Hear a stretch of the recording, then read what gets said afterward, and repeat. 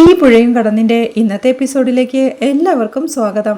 Video ആദ്യമായി കാണുകയാണെങ്കിൽ support ചെയ്ത് സബ്സ്ക്രൈബ് ചെയ്ത് ലൈക്ക് ചെയ്യാൻ മറക്കല്ലേ.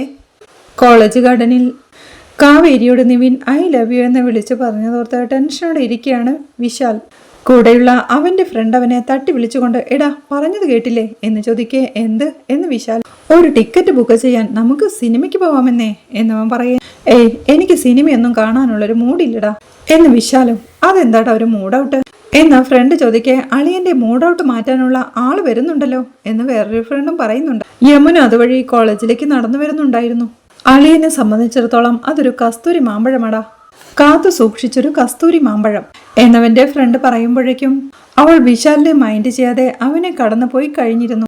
അത് കണ്ട അവന്റെ ഫ്രണ്ടും ഞാൻ പറഞ്ഞില്ലേ എന്ന് പറയേ.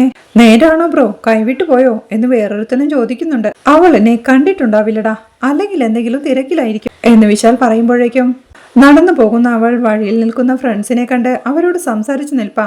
അത് കണ്ട് അവന്റെ ഫ്രണ്ടും അപ്പോ കാണേണ്ടവരെ കാണാൻ കണ്ണുണ്ട് അല്ലേ അളിയ എന്ന് ചോദിക്കേ. ഞാൻ പറഞ്ഞില്ലേ അളിയ, കസ്തൂരി മാമ്പഴമാണെന്ന്. മിക്കവാറും കാക്ക കൊത്തിപ്പോകുന്ന ലക്ഷണമാ കാണുന്നത്. ഇവൻ വലിയ മിടുക്കനാണെന്ന് പറഞ്ഞിട്ട് കാര്യമൊന്നുമില്ല എന്നവർ കൊള്ളിച്ചു പറയേ. വിശാലും ദേഷ്യത്തോടെ കുറച്ചപ്പുറത്ത് മാറി ഫ്രണ്ട്സുമായി സന്തോഷത്തോടെ സംസാരിക്കുന്ന യമുനയെ നോക്കുകയാ. അവൻ അവളുടെ അടുത്തേക്ക് എഴുന്നേറ്റ് പോകുമ്പോഴേക്കും ഡാ എങ്ങോട്ടാണ് അവൻ പോകുന്നതെന്ന് ഒരു ഫ്രണ്ട് ചോദിക്കുന്നുണ്ട്.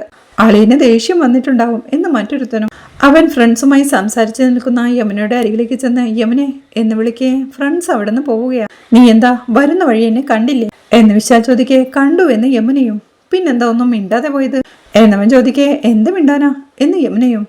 എനിക്കറിയില്ല, ഇത്രയും നാളും പിന്നെ എന്താ സംസാരിച്ചുകൊണ്ടിരുന്നത് എന്നവൻ ഉച്ചത്തിൽ സംസാരിക്കുമ്പോഴേക്കും അത് ശ്രദ്ധിച്ചു നിൽക്കായിരുന്ന അവന്റെ ഫ്രണ്ട്സും എടാ ഉടെ കാണോടാ എന്നൊരുവൻ ചോദിക്കേ. കണ്ടിട്ട് അങ്ങനെയാടാ തോന്നുന്നത്. അവളുടെ അടുത്ത് അവന്റെ കട്ടയും പടയും മടങ്ങിയെന്നാ തോന്നുന്നത്. കുറച്ചു നാളായിട്ട് അവൾക്ക് അവനോട് വലിയ അടുപ്പമൊന്നുമില്ല എന്നവൻ പറയേ. അപ്പോ കാസിനോയുടെ പത്തി നോക്കി അടി കിട്ടിയ പോലെ ആവുമല്ലോ എന്ന് മറ്റവനും പറയുന്നുണ്ട്. യമുന വിശാലിനോടായി പറയുക. വിശാലിന്റെ അച്ഛൻ ഞങ്ങളുടെ കുടുംബത്തിനുള്ള വാരിക്കുഴി തോണ്ടിക്കൊണ്ടിരിക്കുക. അതെല്ലാം മറന്ന് ഞാൻ വിശാലിനോട് കൊഞ്ചാം മതിയോ എന്നവൾ ചിരിയോടെ ചോദിക്കുക. യമുനെ, അച്ഛനെ കുറിച്ച് അങ്ങനെയൊന്നും പറയരുതെന്ന് എനിക്ക് ഇഷ്ടമല്ലെന്ന് ഞാൻ പലപ്പോഴും പറഞ്ഞിട്ടുണ്ട് എന്ന് വിശാലും. പക്ഷേ പറയാതിരിക്കാൻ നിവൃത്തിയില്ല വിശാൽ. എന്റെ അച്ഛന്റെ പണം ചതിച്ചു വാങ്ങി ആ തോട്ടം തട്ടിയെടുത്ത വിശാലിന്റെ അച്ഛനെ ഞാൻ പിന്നെ എന്താ വിളിക്കണ്ടേ, പുണ്യാളനെന്നോ? ഞങ്ങൾ അനുഭവിക്കേണ്ട സ്വത്താ അത് എന്ന് യമുന ദേഷ്യത്തോടെ പറയേ. ആ വിഷയമല്ലല്ലോ നമ്മൾ സംസാരിച്ചുകൊണ്ടിരുന്നത് എന്ന് വിശാലും ചോദിക്കുക. ആ വിഷയമാണല്ലോ നമ്മൾ സംസാരിക്കേണ്ടത്. ഞാൻ അരവിന്ദന്റെ മകളും വിശാൽ ജയപാലന്റെ മകനുമാണെന്നുള്ളത് മാറ്റാൻ പറ്റാത്ത കാര്യമാണല്ലോ. ഭൂമി പൂജയുടെ അന്ന് തർക്കമുണ്ടായപ്പോ വിശാലിന്റെ അച്ഛന്റെ പക്ഷത്തല്ലേ നിന്നത്. സത്യം എന്താണെന്ന് അന്വേഷിക്കാൻ വിശാൽ മെനക്കെട്ടോ എന്ന് യമുന ചോദിക്കേ. അതിനെ നിങ്ങൾ പറയുന്നതാ സത്യമെന്ന് ആരാ പറഞ്ഞേ എന്ന് വിശാലോ. ആ ഇതാ വിശാൽ പറഞ്ഞത്. വിശാലിന്റെ അച്ഛന്റെ മകനാകാനേ പറ്റൂ എന്ന്. അതുകൊണ്ട് നമ്മൾ ഇനി അധികം സംസാരിച്ചിട്ട് കാര്യമില്ല എന്ന് പറഞ്ഞ് യമുന നടന്നു നീങ്ങുകയാ. അപ്പോഴേക്കും വിശാലും പുറകിന്ന് വിളിക്കുന്നുണ്ട്. ഏയ് യമുന. അത് കേട്ടവൾ തിരിഞ്ഞു നിൽക്കുമ്പോഴേക്കും വിശാലും അവളുടെ അടുത്തേക്ക് നടന്നു വന്ന് പറയുകയാ. ഞാൻ മിണ്ടാതിരിക്കുമ്പോ സംസാരിക്കാൻ കെഞ്ചിക്കൊണ്ട് എന്റെ പുറകെ വരുന്നവളാ നീ. നീ ഇപ്പോ ഞാൻ അങ്ങോട്ട് സംസാരിക്കാൻ വന്നപ്പോഴും അവഗണിച്ചു പോകുന്നുവല്ലേ എന്നവൻ ചോദിക്കേ. എന്തിനാ വിശാൽ നീ എന്നോട് സംസാരിക്കാതിരിക്കുമ്പോ ഞാൻ നിന്റെ പിന്നാലെ വന്നോണ്ടിരുന്നത്? എനിക്ക് ശ്വാസം മുട്ടുന്ന പോലെ തോന്നുമായിരുന്നു. എന്റെ പ്രാണവായു നീയാണെന്നാ ഞാൻ അന്ന് കരുതിയിരുന്നത്. നിന്റെ നോട്ടവും അടുപ്പവും സ്പർശവും സാമീപ്യവും ഒന്നും ഇല്ലായിരുന്നെങ്കിൽ ജീവിക്കാൻ പറ്റില്ലെന്ന്. അതൊക്കെ എന്റെ തോന്നൽ മാത്രമായിരുന്നു എന്ന് ഇപ്പൊ എനിക്ക് മനസ്സിലാവുന്നുണ്ട്. ഞാൻ ഒരുപാട് ആലോചിച്ചു വിശാൽ. ഇപ്പോ ഈ ബന്ധത്തിൽ നിന്ന് പിന്മാറുന്നതാ നല്ലതെന്ന് ഞാൻ തീരുമാനിച്ചു. ജയപാലന്റെ മകനാ നീ. അച്ഛൻ ചെയ്യുന്നതെല്ലാം ന്യായീകരിക്കുന്ന മോൻ. നാളെ അച്ഛനെ പോലെ നീയും ചതിക്കും. അപ്പോഴത്തെ വലിയൊരു വേദന ഒഴിവാക്കാൻ ഇപ്പോഴത്തെ ചെറിയൊരു വേദന സഹിച്ചാൽ മതിയല്ലോ. അതെ വിശാൽ, നിന്നെ കാണാതെയും മിണ്ടാതെയും ഒക്കെ ഇരിക്കുമ്പോ എനിക്ക് വേദനയുണ്ട്. അതങ്ങ് മാറിക്കോളും. സംസാരിക്കണമെന്ന് പറഞ്ഞ് ഇനിയും നീ എന്റെ പിന്നാലെ വരരുത്. പരസ്പരം പരിചയമോ അടുപ്പമോ ഇല്ലാത്ത 2 കോളേജ് മേറ്റ്സ് മാത്രമാ നമ്മള്. എവിടെയോ വെച്ച് കണ്ട പരിചയമുണ്ട്, എവിടെയെങ്കിലും വെച്ച് കണ്ട ഒരു പുഞ്ചിരി, അത്രയും മതി എന്ന് പറഞ്ഞ് യമുന നടന്ന് നീങ്ങുകയാ. അവന്റെ ഫ്രണ്ട്സ് അവന്റെ അരികിലേക്ക് വന്ന് എടാ കിളി പറന്നു പോയല്ലേ, എന്തൊരു വിധിയടാ ഇത്. കോളേജിലെ പെൺപിള്ളേര് മുഴുവൻ ഇവനോട് മിണ്ടാൻ പിന്നാലെ നടക്കുന്നു. ഇവൻ മിണ്ടാൻ ചെന്നിട്ട് അവൾക്ക് പുല്ലുവില. മോനെ, തിരിച്ചടിയുടെ കാലം തുടങ്ങി കഴിഞ്ഞൊന്ന് കൂട്ടിക്കോ കേട്ടോ. സാരമില്ലളിയ, ആ പ്രേമത്തിന്റെ ശവകുടീരത്തിൽ പൂക്കൾ അർപ്പിച്ചൊന്നങ്ങ് കരുതിയാ മതി. ഇവിടെ വേറെയും ഇഷ്ടം പോലെ പെണ്ണുങ്ങളുണ്ടല്ലോ എന്നവന്റെ ഫ്രണ്ട്സ് പറയേ. വിശാലും ഒരു ചിരിയോടെ നീയൊക്കെ എന്താ കരുതിയേ, ഞാനും അവളും തമ്മിൽ പിണങ്ങിയെന്നോ എന്ന് ചോദിക്കെ അവള് നിന്നോട് കയർത്ത് പിണങ്ങി പോകുന്നത് ഞങ്ങൾ കണ്ടല്ലോ എന്ന് ഫ്രണ്ടും. എടാ അത് വിഷയം വേറെ. ഞാൻ അവളോടെ ഒരു സ്ഥലം വരെ പോവാമെന്ന് പറഞ്ഞിരുന്നു. അവൾക്ക് അതിനോട് താല്പര്യമില്ല, അത്രേ ഉള്ളൂ. അല്ലാതെ എന്നോട് പിണങ്ങാൻ അവളെ കൊണ്ട് പറ്റുമോടാ എന്നവൻ പറയേ അളിയാ വീടിനടുത്ത് കിടന്ന് ഉരുളാം, പക്ഷേ മെഴുകരുത് എന്നവന്റെ ഫ്രണ്ട് പരിഹസിക്കെ. ഓക്കെ, നിന്നെയൊക്കെ വിശ്വസിപ്പിക്കാൻ ഞാൻ എന്താ ചെയ്യേണ്ടത് പറ എന്ന് വിശാൽ ചോദിക്കുന്നുണ്ട്. നീ പറഞ്ഞല്ലേ അവൾ എവിടെയോ കൊണ്ടുപോകുമെന്ന്, ആദ്യം നീ കൊണ്ടുപോയി കാണിക്കുന്ന ഫ്രണ്ട് വെല്ലുവിളിക്കുന്നുണ്ട്. ശരി, എവിടെയെങ്കിലുമല്ല, അവളെ ഞാൻ മാർത്താണ്ഡം വരെ കൊണ്ടുപോയി കാണിക്കാം എന്ന് വിശാൽ പറയേ. ആദ്യം നീ അവളെ കോളേജിന്റെ ഗേറ്റ് വരെയെങ്കിലും കൊണ്ടുപോയി കാണിക്കുക, അത് കഴിഞ്ഞ് മതി ബെറ്റൊക്കെ കൊണ്ട് കാണിക്കടാ എന്ന് പറഞ്ഞവന്റെ ഫ്രണ്ട്സ് പരിഹസിച്ച് ചിരിക്കുക. അവിടെ തന്റെ വീട്ടിലെ ഡൈനിങ് ഹാളിൽ ടെൻഷനോടെ അങ്ങോട്ടും ഇങ്ങോട്ടും നടപ്പാ വിനീത്. അപ്പോഴാണ് ഗംഗ അങ്ങോട്ട് വരുന്നത്.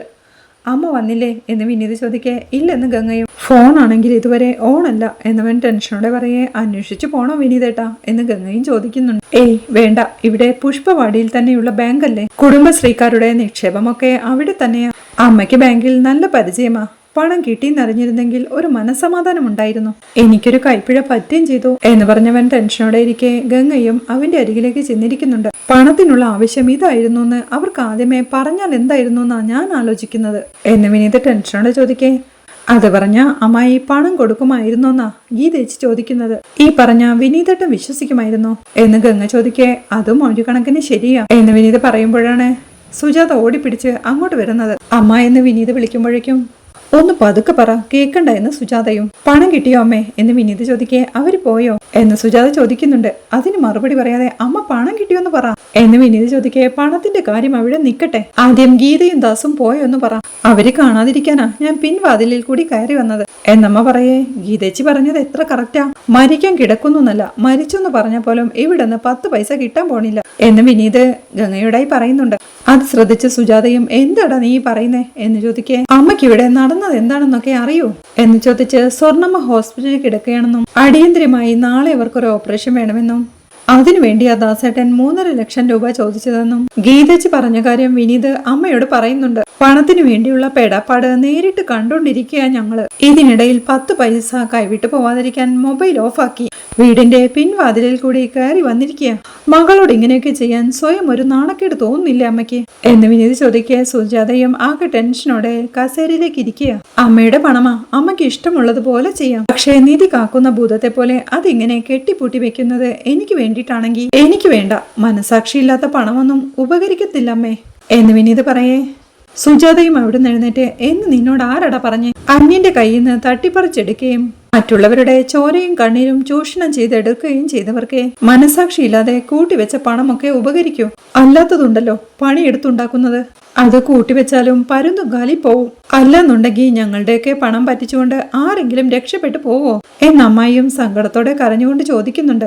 അത് കണ്ട് ഗംഗയും അമ്മായിയുടെ അരികിലേക്ക് ചെന്ന് എന്താ അമ്മായി എന്താ ഉണ്ടായത് എന്ന് ചോദിക്കേ. പോയി മോളെ, എല്ലാം പോയി. ഇവിടുത്തെ സഹകരണ ബാങ്കിലായിരുന്നു പുഷ്പവാടി കുടുംബശ്രീ യൂണിറ്റിന്റെയും അംഗങ്ങളുടെയും എല്ലാം നിക്ഷേപം. ഇവിടുത്തെ ബാങ്ക് പ്രസിഡന്റ് അടക്കമുള്ളവരെ പിന്നാലെ നടന്ന് കാല് പിടിച്ച് വാങ്ങിച്ചതാ.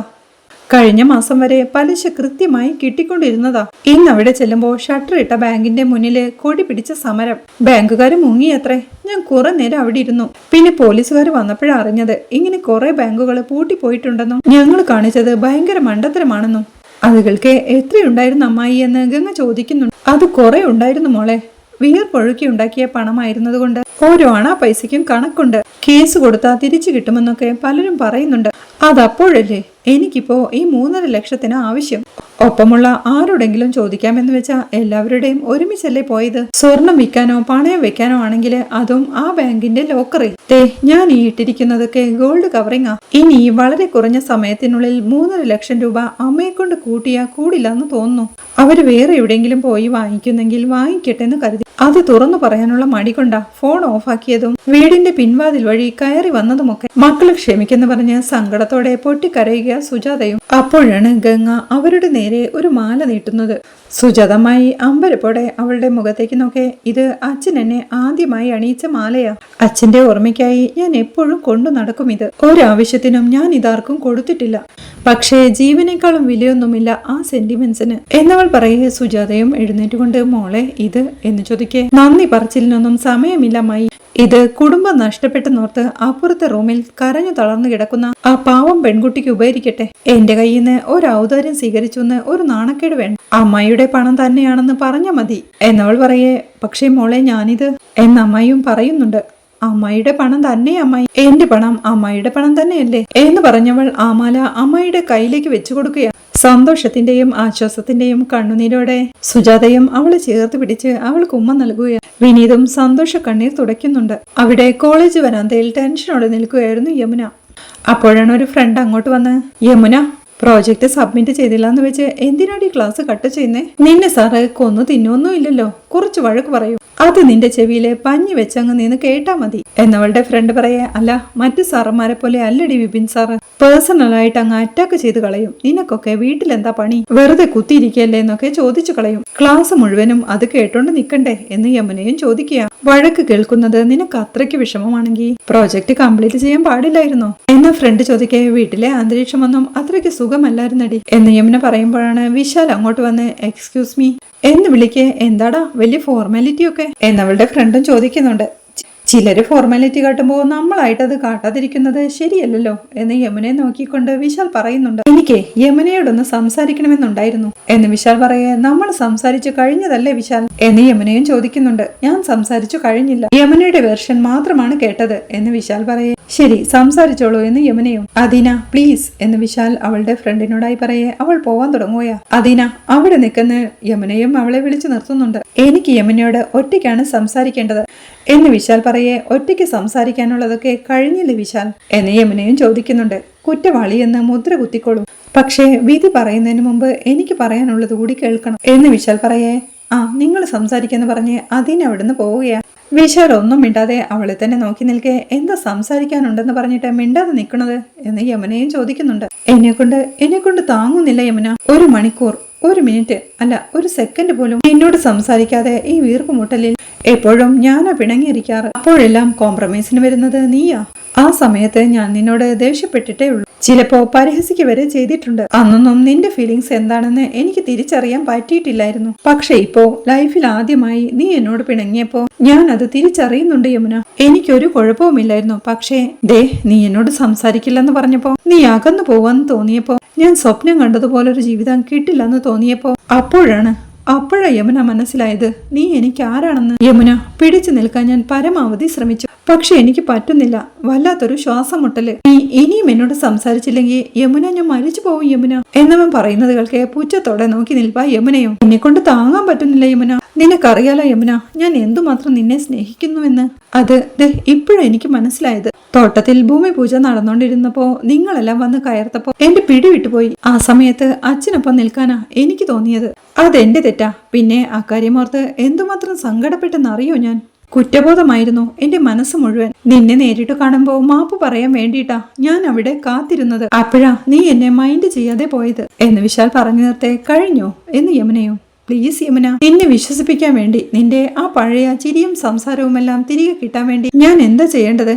ദേ യമുന, അതൊന്നുമില്ലാതെ എനിക്ക് ജീവിക്കാൻ പറ്റില്ല യമുന, പ്ലീസ് ഞാൻ എന്തു വേണമെന്ന് പറ എന്നവൻ ചോദിക്കേ. ചിരിയോടെ യമുന പറയുന്നുണ്ട്, എനിക്ക് വേണ്ടി വിശാൽ ഒന്നും ചെയ്യണ്ട, അച്ഛന്റെ നല്ല കുട്ടിയായിട്ട് ഇരുന്നാ മതിയെന്ന്. അച്ഛന് തെറ്റിയതിന് ഞാൻ എന്ത് പിഴച്ചു യമുന? ഇനി എന്റെ അച്ഛന്റെ ഭാഗത്താണ് തെറ്റെങ്കിൽ എന്ന് വിശാൽ പറയേ. അയ്യോ ആണെങ്കിൽ എന്നല്ല, ആണ്.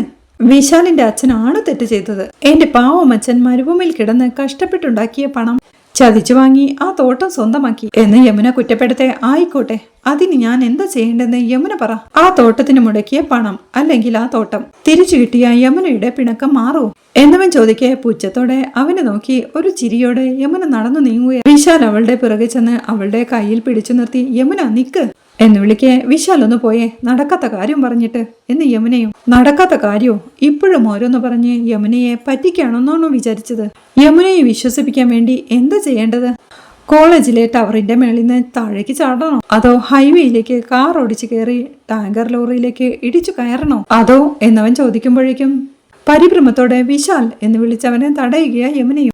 ഇങ്ങനെയൊന്നും പറയില്ലേ, എനിക്കത് സങ്കടമാവും. ഞാൻ വിശാലിനെ കാണുമ്പോൾ ചിരിക്കാം, സംസാരിക്കാം. വിശാൽ ആഗ്രഹിക്കുമ്പോഴൊക്കെ അടുത്തുണ്ടാവാം. പക്ഷേ വിശാലിന്റെ മരണത്തിന്റെ കാര്യം മാത്രം പറയല്ലേ എന്നവൾ സങ്കടത്തോടെ പറയേ. ഏയ് സോറി യമുന, ഒരു നിമിഷത്തേക്ക് ഞാൻ നീയില്ലാതെ എനിക്ക് ജീവിക്കേണ്ട യമുന എന്നവനും സങ്കടത്തോടെ പറയേ അവൾ അവന്റെ കൈ കവർന്നെടുത്ത് ചേർത്ത് പിടിക്കുക. പോട്ടെടാ, എന്നെ കൊണ്ട് പറ്റുമോ അത്? നിന്നോട് ഞാൻ പിണങ്ങിയതും പരിഭവം കാണിച്ചതുമൊക്കെ നിന്റെ സ്നേഹത്തിന് വേണ്ടിയില്ലേ? തോട്ടത്തിൽ വെച്ച് നീ അങ്ങനെയൊക്കെ പറഞ്ഞപ്പോ നിനക്ക് നിന്റെ അച്ഛനെ വലുതെന്ന് തോന്നി. നിന്റെ അച്ഛനിപ്പോ ഞങ്ങളെയൊന്നും ഇഷ്ടമല്ല. എന്നോട് ഇഷ്ടമുണ്ടെന്ന് നീ പറഞ്ഞ അത് ഉപേക്ഷിക്കാനേ അങ്കിൾ പറയൂ. അപ്പോ അച്ഛനെ അനുസരിക്കല്ലേ നീയും ചെയ്യാ? അതൊക്കെ ഓർത്ത് ഞാൻ ഉറങ്ങിയിട്ട് കൂടിയില്ല നേരം വേണ്ട എന്നവൾ സങ്കടത്തോടെ പറയേ. ദേ ഇപ്പൊ സംശയം മാറിയോ എന്ന് ചിരിയോടെ വിശാലൻ ചോദിക്കുക. അവളും ഒരു ചിരിയോടെ മാറിയിട തെമ്മാടി എന്ന് പറയേ. എങ്കി എന്റെ ഒപ്പം വരുമോ എന്ന് വിശാൽ ചോദിക്കുക. എങ്ങോട്ട് എന്നവൾ ചോദിക്കേ. ദേ എങ്ങോട്ടെന്ന് ചോദിക്കരുത്, എന്നെ ഇപ്പോഴും സംശയമുണ്ടെന്നാ അതിനർത്ഥം എന്ന് വിശാലും. അതല്ല വിശാൽ, കാര്യം എന്താണെന്നറിയാൻ എന്നവൾ ചോദിക്കേ. ആ തോട്ടത്തിന്റെ പണം, അതല്ലെങ്കിൽ ആ തോട്ടം തന്നെ തിരിച്ചു തരാമെന്ന് പറഞ്ഞപ്പോ യമുന ചിരിച്ചില്ലേ? യമുനയുടെ ഇഷ്ടം പിടിച്ചു പറ്റാൻ വേണ്ടി ഞാൻ വെറും വാക്ക് പറഞ്ഞതല്ലെന്ന് യമുനയ്ക്ക് മനസ്സിലാവണ്ടേ? അതിനു വേണ്ടിയ ഈ യാത്ര എന്നവൻ പറയുന്നത് കേൾക്കെ സംശയത്തോടെ അവനെ തന്നെ നോക്കി നിൽക്കുന്ന യമുനയെ കാണിക്കുന്നിടത്താണ് ഈ എപ്പിസോഡ് അവസാനിക്കുന്നത്. യമുനയെ ആൾതാമസമില്ലാത്ത ഒരു വീട്ടിലേക്ക് കൊണ്ടുപോയി വിശാൽ അവിടെ മുറിയിൽ പൂട്ടിയിടുന്നതും അവളെ കാണാതെ ശാരദയും കൂട്ടരും ബഹളം വെച്ച് കരയുന്നതും കാവേരി ഗംഗയുടെയും വിനീതിന്റെയും കൂടെ ജയപാലിന്റെ വീട്ടിലേക്ക് ചെല്ലുന്നതുമെല്ലാമാണ് നാളത്തെ എപ്പിസോഡിലെ വിശേഷങ്ങൾ. വീഡിയോ ഇഷ്ടമായാൽ സപ്പോർട്ട് ചെയ്ത് സബ്സ്ക്രൈബ് ചെയ്ത് ലൈക്ക് ചെയ്യാൻ മറക്കല്ലേ.